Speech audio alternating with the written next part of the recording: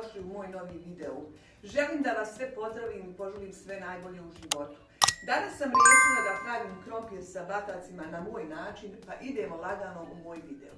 Kao što rekoh, dragi moji pratioci, danas ćemo praviti krompir sa batacima. Prvo što uradim, uzmem batake. Pripremila sam 3 komada, pošto nas nema puno da ne ostaje hrane. Znači 3 komada sam pripremila. Prvo što uzmem i siječem malo ovako. Nožem ću preći. Evo ovako uradim da se lakše ispeče i da uđe dodaci u ovo meso.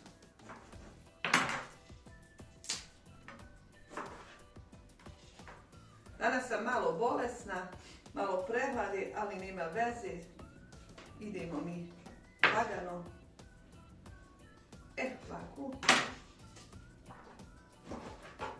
Znači, kontala sam što da spremam, pa me ispalo na...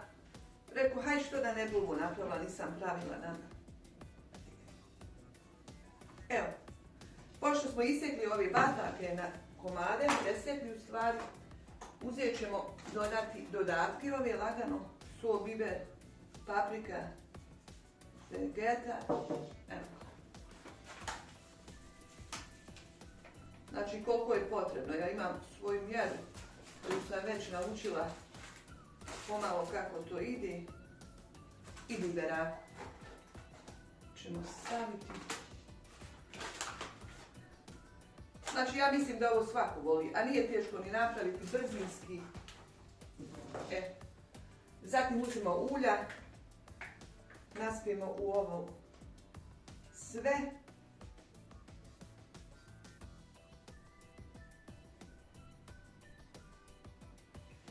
I sada ovo ne odstoji. Evo uzet ću ja premiješati rukom. Dok ja ogulim krompir i pripremim, ovo meso nek odstoji da uđu ovi začini u meso. Lagano. Zatim uzimamo, sločemo ovo, ne treba više.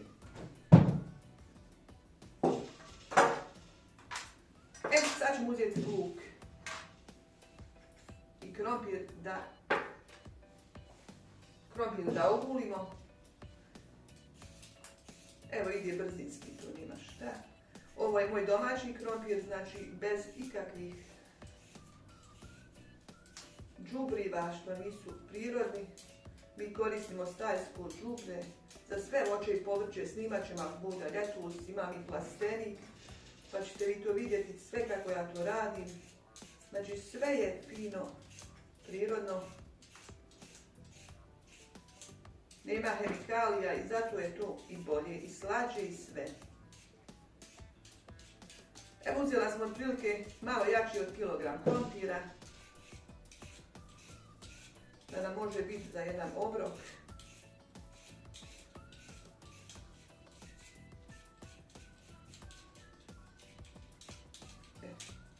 Mi volimo svi krompir. Znači, na svaki način pravim i pire i krompir, svega će toga biti, ja ću to sve spremati za video, tako da ćete vi vidjeti kako ja to radim. I da vam kažem, što se tiče kuhanja, svako ima svoj način kuhanja, znači neko doda ovo, neko ono, pa ja ću vam prezentovati kako ja radim na svoj način. Znači, ništa pretjerano, ništa, sve u nekoj sredini, da nije ni premasno, ni preslatko, tako da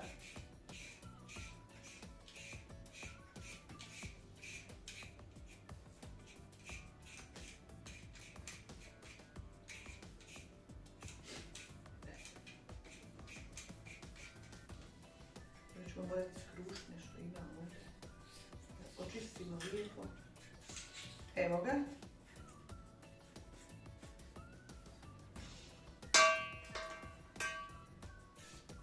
Danas snimam bez mikrofona, jer nešto mikrofon nije u redu, pa ajde da ne bi bilo nekih problema. Dok se to ne popravi, može i ovako, što da ne. Danas se osjećam nekako lijepo. Ustala sam, naspavala se.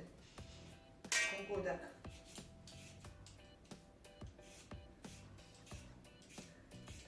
Dragi moji gledalci, odnosno pretplatnici, idemo lagano, potrebno nam je još 500 pretplatnika, pa da bude 1000.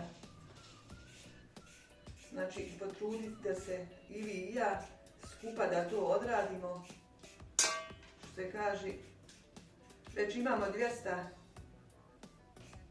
sati gledanja, još imamo toliko. Tako da ćemo mi to sve skupa, ja se nadam, vi sa mnom i ja s vama odraditi.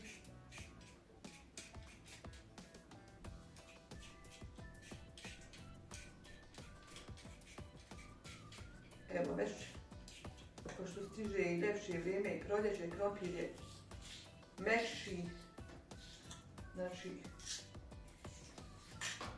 i slađi.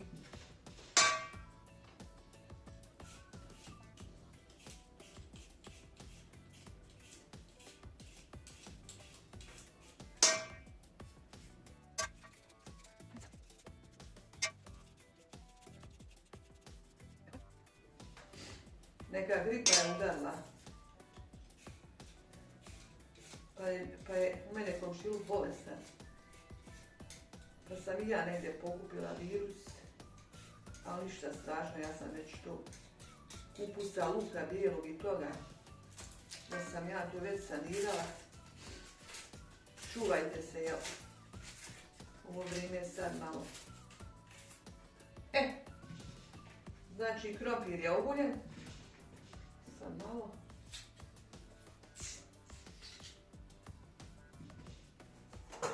Evo ovako, sad ide na pranje. Evo ovako, dragi moji pratioci, gledalci, pošto sam ogulila krompir, ja uvijek uzmem ovako, ovaj krompir izvadim na krp, suhu, čistu i lijepo ga osušim. Znači, to je moj proces koji ja radim. Evo ovako uzmeš taj krompir, pa ga isušiš. Isušiš, lagano pokupiš ovu vodu s krompira. Evo, pošto je sad isušeno to, evo ću istjeti ovaj papirić. Zatim uzmemo krompir. I sjećemo kako mi hoćemo. Ja uzmem ovako, presjećem na pola i pola. Zato što se lijepo ispeče i brži. Evo ovako, pola. I evo. Opet kažem, svaki ima svoj način i kuhanja i spremanja, kako god. Evo ga. Tako da ne treba nikom. Nešto čovjek vidi i nauči. Kaže, čovjek se uči dok je živ, tako i ja i tako i vi, vjerovatno. Nešto vidiš pa kažeš što ne bi ja skuhao. I tako je to u životu. Evo ga.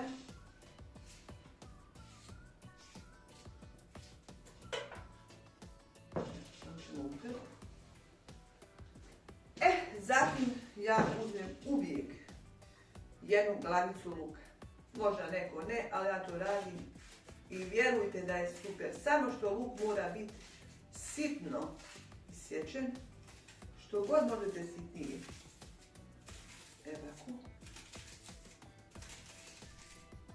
Jer ukusnije budi krompir i umak kad se napravi.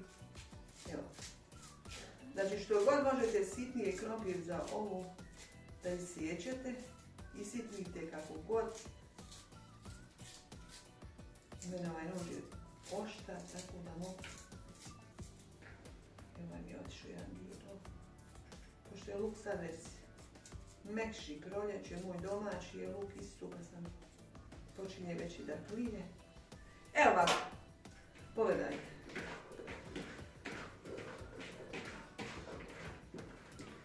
Zatim uzmete so. Dodatak, začin. Evo ću mi dovoljno. Zatim ide paprike malo. Isto dok, pošto sam meso tamo točila, evo malo mi ide previše i bibera.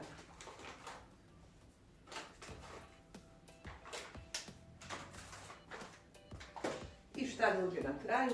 Obavezno dođe, što ćemo otvoriti, ovo nije dobro otvoreno, dođe ulje.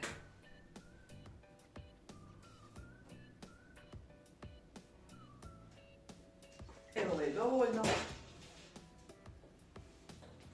Zatim ću odmah i ovu tepsiju pomasiti, jel? To je to. Ni previše, ni premalo.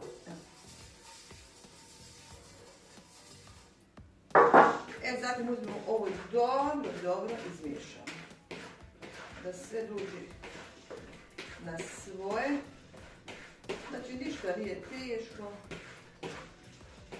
Vrlo lako, jednostavno, što se kaže, brzinski. Dok vi nešto po kući uradite, ovo će biti gotovo. Ovo meso uzmem, znači, stavljam ovako, krajem tepsije, evo poredam. Pogledajte kako ja to radim, možda neko ne radi ovako, evo pogledajte. To je to i uzmem krompir u sredinu, ovo istresem i evo poneki ovaj čošak da uđe. Evo ga, dragi moji pratioci. Znači,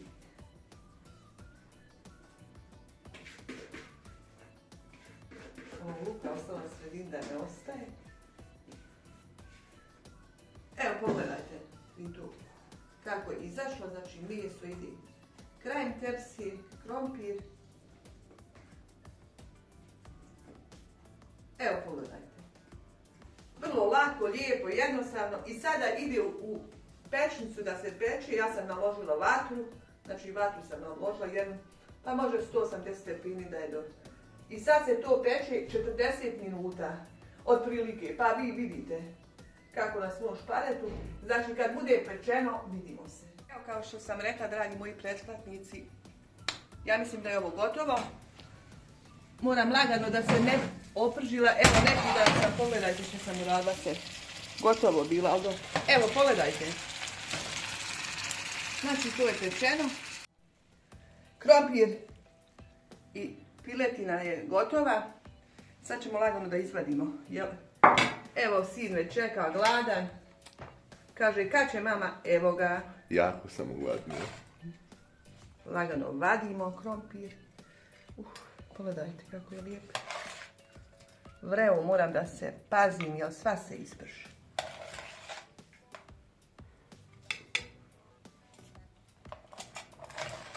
Nema mi više mesa vaditi, to mi je dovoljno. Evo ovako.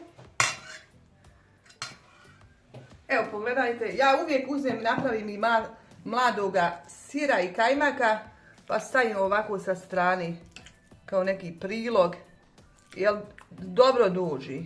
Evo ga. Moram malo da...